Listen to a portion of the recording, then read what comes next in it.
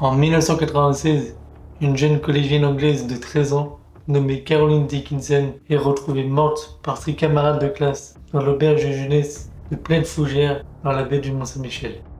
Bonjour à tous, comme vous l'avez compris, aujourd'hui on va parler de l'affaire Caroline Dickinson. Alors tout a commencé en juillet 1996 quand un groupe de collégiennes de Launceston, en plein voyage linguistique dans la baie du Mont-Saint-Michel, se retrouve au cœur d'une scène de crime abominable. La découverte.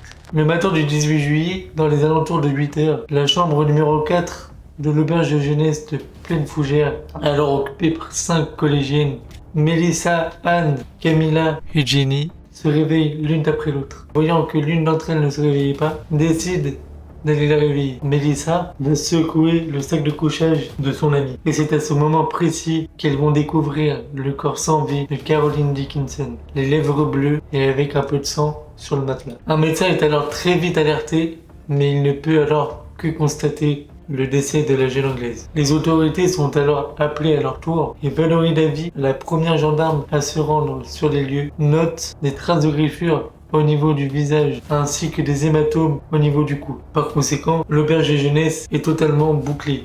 Le début de l'enquête. Les médecins légistes affirment que la petite a été violée car une goutte de a été retrouvée sur sa cuisse gauche. Caroline semble être morte par asphyxie à cause d'une boule de coton hydrophile maintenue sur sa bouche. Pendant la nuit, 2 des 4 jeunes filles avaient entendu des respirations et des pleurs, mais elles pensaient que c'était Caroline qui parlait et qui était agitée pendant son sommeil.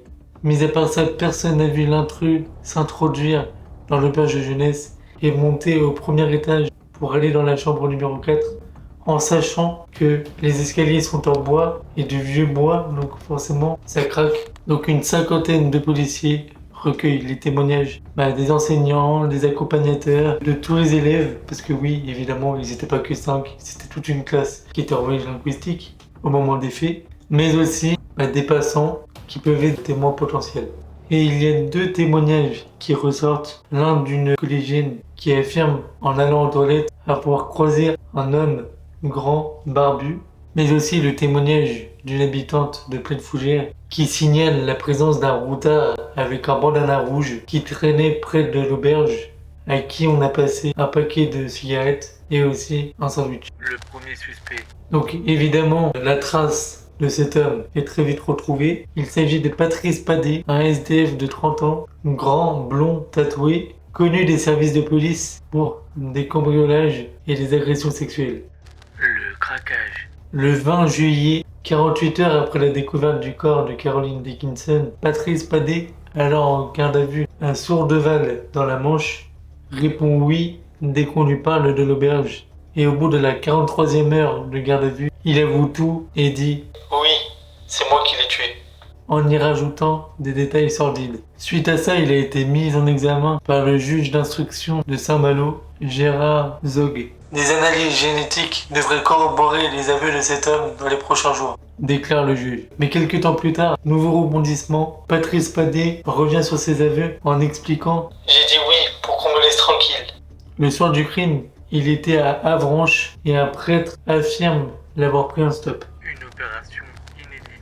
Le 6 août, l'ADN retrouvé sur le corps de Caroline Dickinson affirme que ce n'est pas celui de Patrice Padé. L'homme est donc relâché et remis en liberté 4 jours plus tard. Un an plus tard, un nouveau juge fait son entrée dans l'affaire, Renaud Van Ruymbeck, et va lancer une opération qui n'a jamais été encore menée en France jusqu'à présent.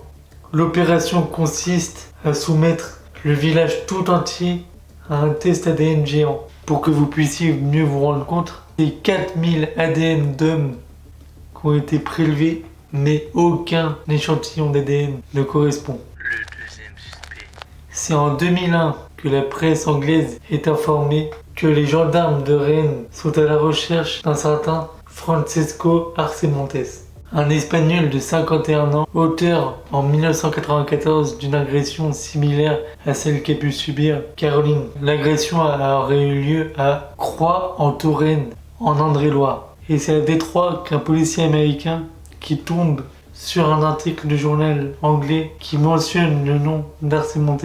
Le policier va taper le nom d'Arcemontes dans la base de données et il va apprendre que Francesco d'Arcemontes a été incarcéré en Floride pour une agression sexuelle sur une collégienne pendant un voyage scolaire aux États-Unis. Le dénouement.